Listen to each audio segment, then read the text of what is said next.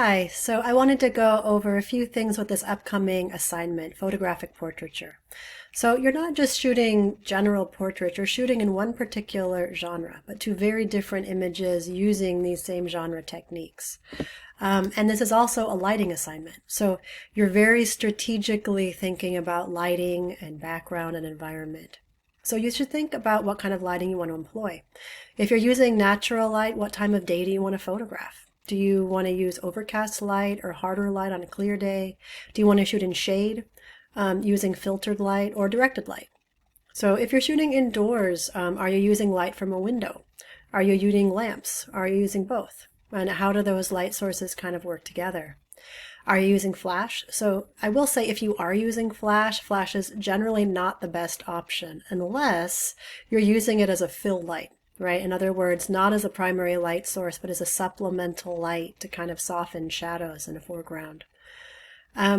If you are using flash, you're probably going to be using it with flash exposure compensation and dial it down by a stop or two to kind of soften the flash. Again, the goal with using flash here is not to replace the light in a scene.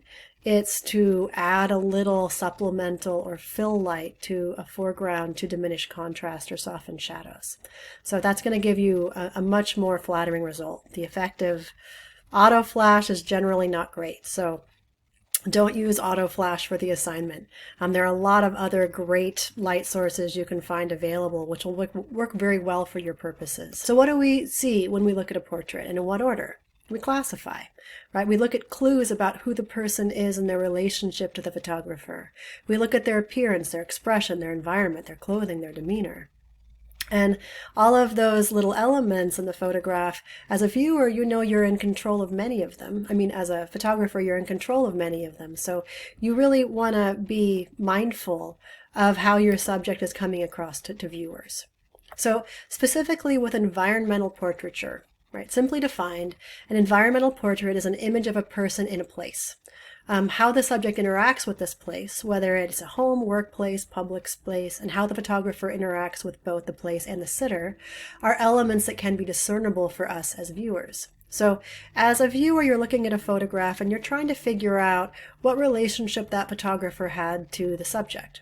You're also trying to figure out what relationship that subject has to an environment.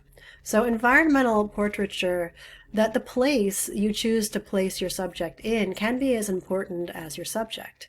You're really looking at those elements and how they relate to each other. So be very mindful of the environment. Now you're also creating two very different photographs of the same person using very different environments that can either show different elements of their personalities, or one of them can be completely staged and artificial and one of them can be correct. However you go about it, you should use different backgrounds, lighting, etc.